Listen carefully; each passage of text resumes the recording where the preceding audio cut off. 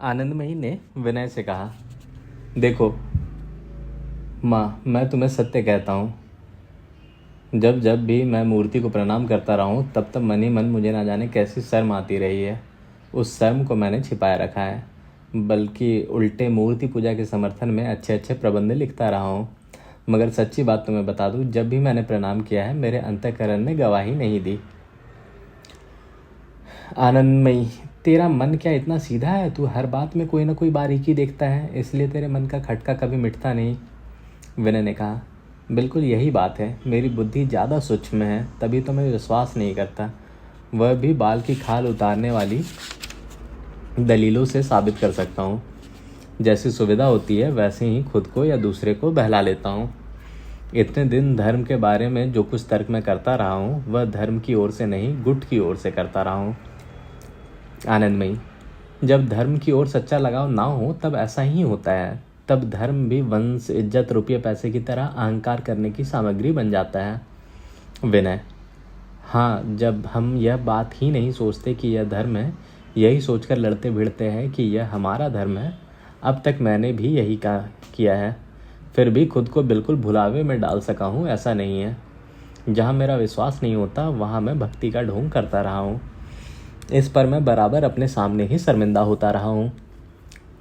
आनंदमयी बोली, यह क्या मैं जानती नहीं? तुम लोग जो साधारण लोगों से बहुत बढ़ चढ़कर बातें करते हो, इसी से साफ समझ में आ जाता है कि मन के भीतर कहीं खाली स्थान है, जिसे भरने के लिए तुम्हें बहुत मसाला खर्च करना पड़ता है। भक्ति सहज हो तो इस सब की ज़रूरत नहीं होती।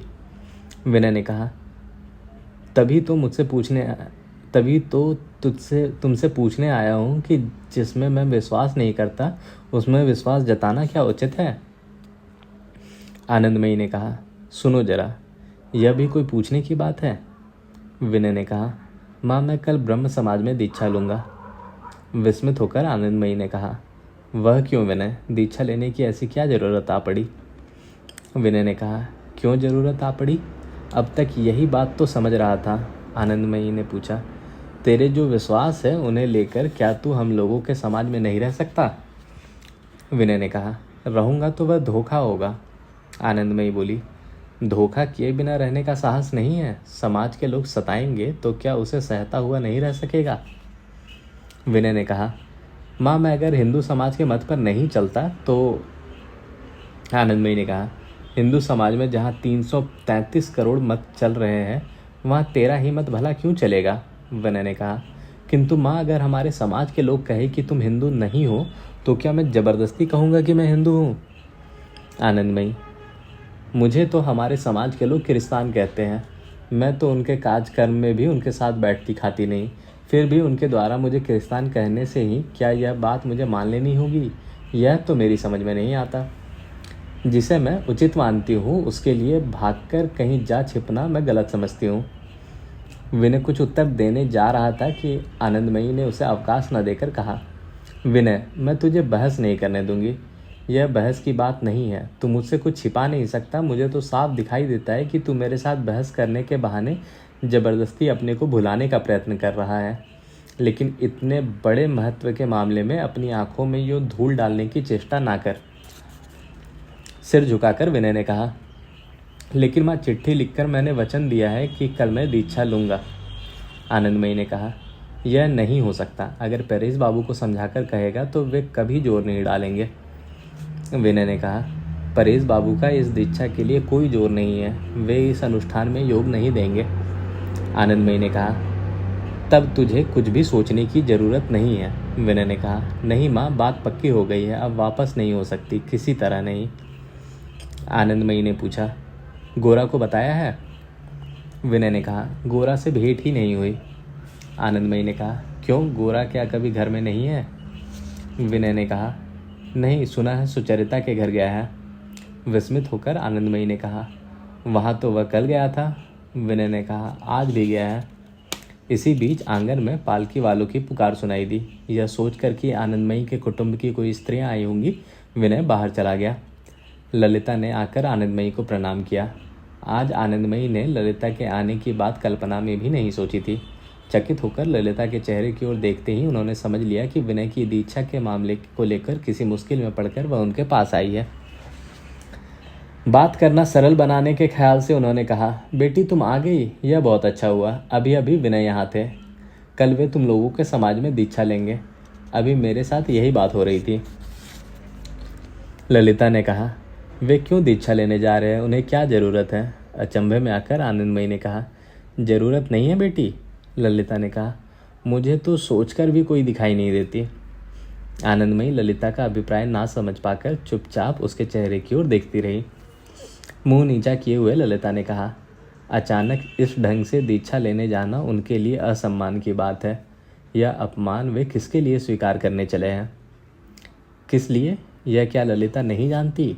क्या इसमें ललिता के प्रश्न होने का कोई कारण नहीं है?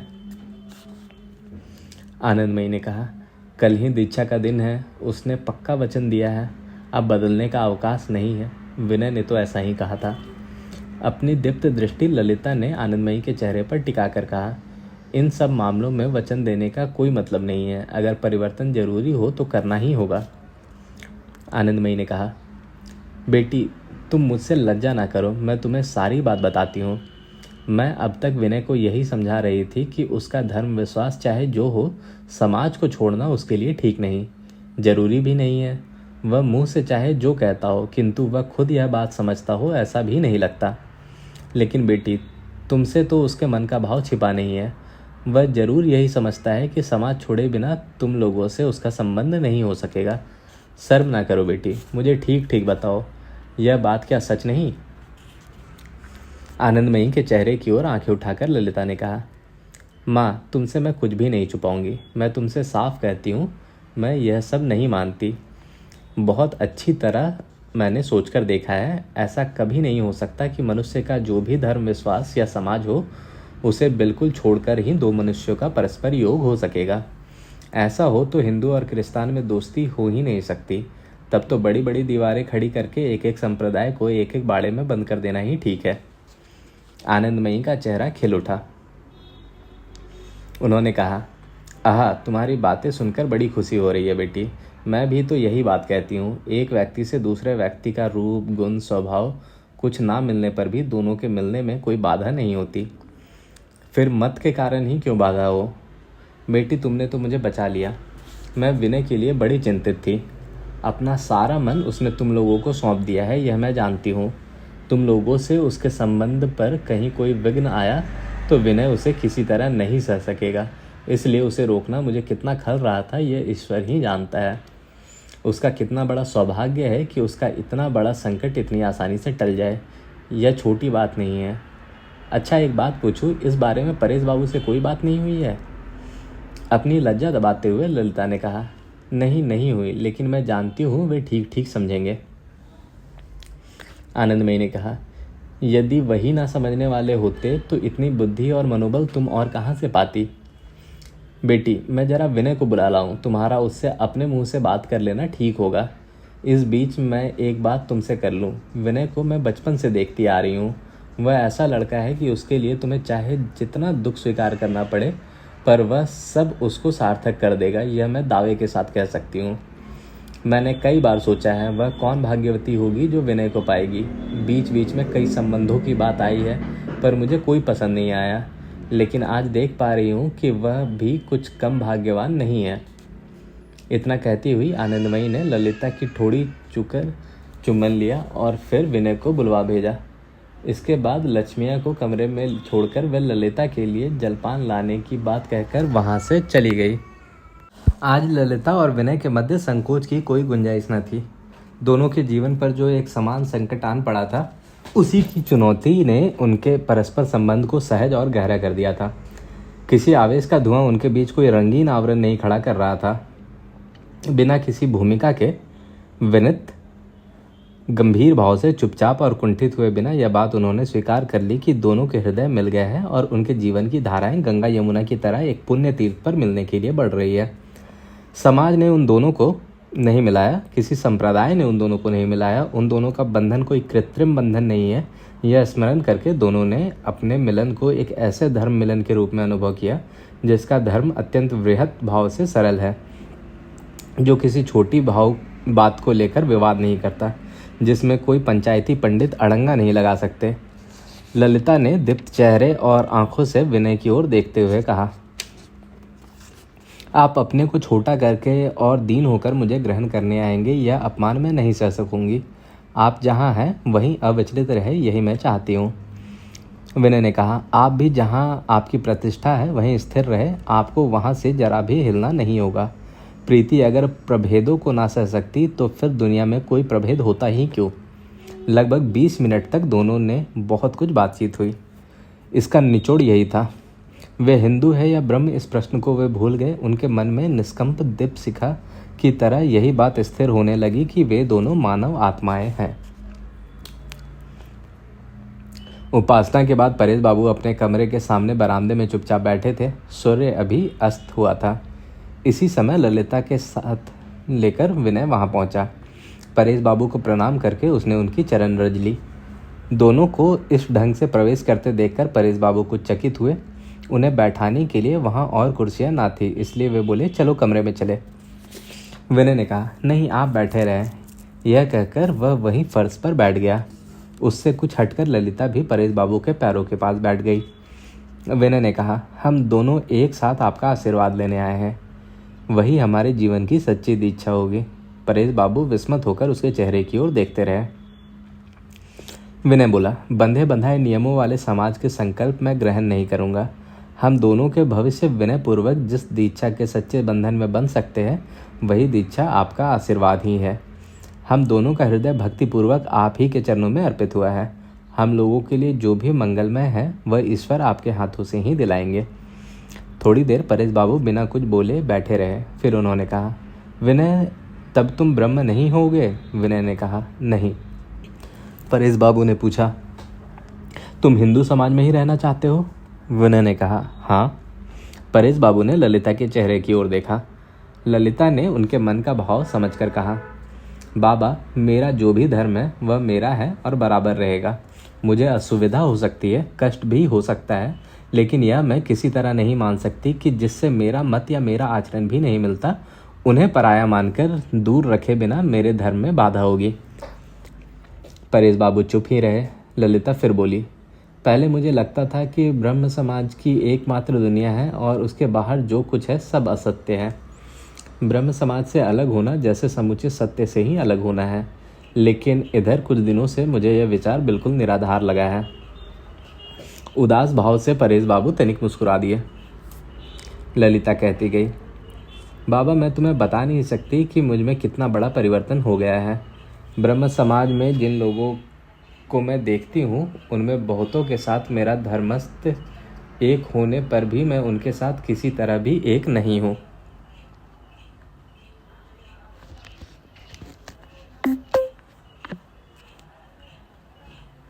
फिर भी ब्रह्म समाज के केवल नाम का सहारा लेकर मैं सिर्फ उन्हीं को विशेष रूप से अपना कहूँ और पृथ्वी के बाकी सब लोगों को दूर कर दूँ, यह अब मुझे किसी तरह उचित नहीं जान पड़ता। परेश बाबू अपनी विद्रोही कन्या के पीठ धीरे धीरे थपथपाते हुए बोले, जिस समय व्यक्तिगत कारणों से मन उत्तेजित हो उस समय क्या ठीक से विचार हो सकता है? पुरखों से लेकर आने वाली संतान तक मनुष्य की जो एक परंपरा है उसका मंगल चाहने पर ही समाज की ज़रूरत होती है, और वह ज़रूरत कृत्रिम ज़रूरत तो नहीं है। तुम्हारे भावी वंश में जो दूरव्यापी भविष्य निहित है उसका भार जिस पर होगा वही तुम्हारा समाज है। बात उसकी क्या नहीं सोचनी चाहिए? विनय हिंदू समाज तो है। परेश बाबू, अगर हिंदू समाज तुम लोगों का भार ना ले, ना स्वीकार करे। आनंदमयी की बात स्मरण करके विनय ने कहा, उसे स्वीकार कराने का जिम्मा हमें लेना होगा। हिंदू समाज ने तो हमेशा नए नए संप्रदायों को आश्रय दिया है। हिंदू समाज सभी संप्रदायों का समाज हो सकता है। परेश बाबू ने कहा, जबानी बहस में किसी चीज़ को एक ढंग से दिखाया जा सकता है, किंतु व्यवहार में वैसा नहीं पाया जाता। नहीं तो क्या कोई अपने पुराने समाज को जानबूझकर छोड़ सकता है? जो समाज मनुष्य के धर्म बोध को बाहरी आचरण की बेड़ियां पहनाकर एक ही जगह बंदी बनाकर रखना चाहता है, उसे मानने पर तो स्वयं को हमेशा के लिए कठपुतली बना लेना होगा। विनय ने कहा, हिंदू समाज की यदि ऐसी ही संकीर्ण हालत हो गई हो तो उससे उसे मुक्त करने की जिम्मेदारी हमें लेनी होगी। हवा और प्रकाश के लिए अगर घर की खिड़कियां दरवाजे बड़े कर देना यथेष्ट हो तो कोई यूं ही क्रोध में आकर सारे पक्के मकान क्यों गिराना चाहेगा।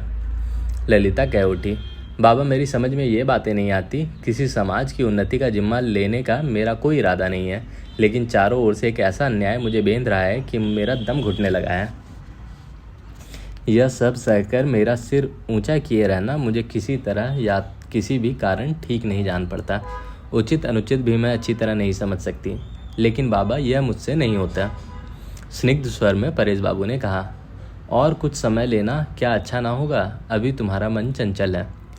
ललिता ने कहा, समय लेने से मुझे कोई ऐतराज नहीं है, लेकिन यह मैं निश्चयपूर्वक जानती हूँ कि झूठी बातें और अन्याय अत्याचार बढ़ते ही जाएंगे। इसलिए मुझे बड़ा भय लगता है कि असह्य हो जाने पर कहीं मैं अचानक ऐसा कुछ न कर बैठूं जिससे तुम्हें दुख हो। बाबा तुम ऐसा ना समझो कि मैंने कुछ सोच विचार नहीं किया। मैंने अच्छी तरह सोचकर देख लिया है कि मेरे संस्कार और मेरी शिक्षा जैसी है, उससे ब्रह्म समाज के बाहर शायद मुझे बहुत कष्ट और संकोच भी झेलना पड़ सकता है, लेकिन मेरा मन उससे जरा भी कुंठित ना होगा, बल्कि मन के अंदर एक शक्ति और आनंद जाग रहा है। बाबा मुझे एक ही बात की सोच है कि कहीं मेरा कोई काम तुम्हें किसी तरह की तकलीफ ना पहुंचाए। यह कहकर ललिता धीरे धीरे परेश बाबू के पैरों पर हाथ फेरने लगी। थोड़ा मुस्कुराकर परेश बाबू ने कहा, बेटी अगर मैं अकेली अपनी बुद्धि पर ही निर्भर करता तो मेरी इच्छा और मेरे मत के विपरीत कोई काम होने पर भी मुझे कष्ट न होता, लेकिन तुम लोगों के मन में जो आवेग उत्पन्न हुआ है वह संपूर्णतया अमंगल ही है। ऐसा मैं दावा करके नहीं कह सकता। मैं भी एक दिन विद्रोह करके घर छोड़कर चला गया था। किसी सुविधा असुविधा की बात तब मैंने सोची ही नहीं। आजकल बराबर समाज पर यह जो घात प्रतिघात हो रहे हैं, इनसे समझा जा सकता है कि उसी ईश्वर की शक्ति अपना काम कर रही है। वह चारों ओर से तोड़ फोड़ संवार सुधार कर किस चीज़ को कैसे बनाना चाहता है यह मैं कैसे जान सकता हूँ। उसके लिए क्या ब्रह्म समाज और क्या हिंदू समाज, वह तो मनुष्य मात्र को देखता है। इतना कहकर थोड़ी देर आंखें बंद करके परेश बाबू जैसे अपने हृदय के एकांत में अपना समाधान करते रहे। थोड़ी देर बाद उन्होंने कहा, देखो विनय, हमारे देश का समाज धर्म विश्वासों के साथ संपूर्णतया बंधा हुआ है, इसलिए हमारे सभी सामाजिक क्रियाक्रम के साथ धार्मिक अनुष्ठान जुड़े हुए हैं। जो लोग धर्म विश्वास के दायरे के बाहर हैं उन्हें समाज के दायरे में किसी तरह नहीं लिया जा सकता, इसलिए उसके लिए मार्ग नहीं रखा गया। इस बात को तुम लोग कैसे टालोगे, मैं तो यह सोच नहीं पाता। यह बात ललिता ठीक तरह नहीं समझ सकी, क्योंकि दूसरे समाज की प्रथाओं से उसके समाज का वैभिन्य उसके सामने नहीं हुआ था। उसकी यही धारणा थी कि मोटे तौर पर दोनों के आचार अनुष्ठान में बहुत ज़्यादा अंतर नहीं है। जैसे उसने विनय में और अपने घर के लोगों में कोई विशेष अंतर अनुभव नहीं किया था, वैसे ही दोनों समाजों की परस्पर स्थिति भी वह समझती थी। वह यह भी नहीं जानती थी कि उसके लिए हिंदू पद्धति से विवाह अनुष्ठान में कोई विशेष बाधा भी हो सकती है। विनय ने कहा, हम लोगों में विवाह शालिग्राम स्थापित करके होता है। आप क्या उसी की बात कर रहे हैं? परेश बाबू ने एक बार ललिता की ओर देखकर कहा, हाँ ललिता, तुम क्या वह स्वीकार कर सकोगी? विनय ने ललिता के चेहरे की ओर देखा। वह समझ गया कि ललिता का समस्त अंतःकरण संकुचित हो उठा है। ललिता के हृदय का आवेग एक ऐसे बिंदु पर आ पहुंचा था जो उसके लिए बिल्कुल अपरिचित और संकटमय था। विनय के मन में इससे बड़ी करुणा उपजी। सारा संताप अपने ऊपर लेकर इसे किसी तरह बचाना होगा। इतना बड़ा तेज हार कर लौट जाए, यह भी उतना ही असह्य, और विजय के दुर्दम उत्साह में वह मृत्यु बाण छाती पर झेल ले, यह भी उतना ही दारुण। उसे विजयी भी बनाना होगा, उसकी रक्षा भी करनी होगी। थोड़ी देर ललिता सिर झुकाए बैठी रही, फिर एक बार विनय की ओर करुण दृष्टि से देखती हुई बोली, आप क्या सचमुच शालिग्राम को मानते हैं? फौरन विनय ने कहा, नहीं, क्या मानता। शालिग्राम मेरे लिए देवता नहीं है, मेरे लिए कोई एक सामाजिक चिन्ह है। ललिता ने कहा, मन ही मन जिसे केवल चिन्ह मानते हैं, बाहर से तो उसे देवता स्वीकार करना होगा। परेश बाबू की ओर देखकर विनय ने कहा, मैं शालिग्राम नहीं रखूंगा। परेश बाबू कुर्सी छोड़कर उठ खड़े हुए बोले, विनय, तुम लोग सारी बात ठीक तरह सोचकर नहीं देख रहे हो। बात अकेले तुम्हारे या किसी के मतामत नहीं। विवाह केवल व्यक्तिगत कर्म नहीं है, बल्कि एक सामाजिक कर्म है। यह बात भूल जाने से कैसे चलेगा? तुम लोग थोड़े दिन और सोचकर देख लो, अभी एकाएक कुछ तय मत करो। परेश बाबू इतना कहकर बाहर बगीचे में चले गए और वहीं अकेले टहलने लगे। ललिता भी उठकर जाने को हुई, पर कुछ रुककर विनय की ओर लौटकर बोली, हम लोगों की इच्छा अगर अनुचित नहीं है तो उसके किसी भी एक समाज के विधान से पूर्णतः मेल न खाने के कारण ही हमें सिर नीचा करके वापस लौट जाना होगा। मेरी समझ में यह किसी तरह नहीं आता। समाज में मिथ्या आचरण के लिए स्थान है और सच्चाई के लिए नहीं है। धीरे धीरे विनय ने ललिता के पास आकर खड़े होते हुए कहा, मैं किसी समाज से नहीं डरता। हम दोनों मिलकर अगर सच्चाई का आश्रय ले तो हमारे समाज के बराबर सहनशील समाज और कहाँ मिलेगा।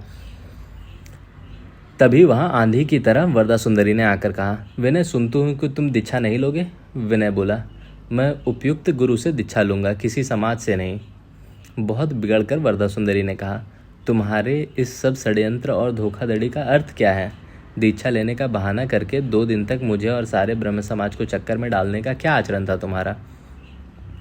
ललिता का तुम कैसे सर्वनाश किए दे रहे हो। क्या तुमने यह बात एक बार भी नहीं सोची।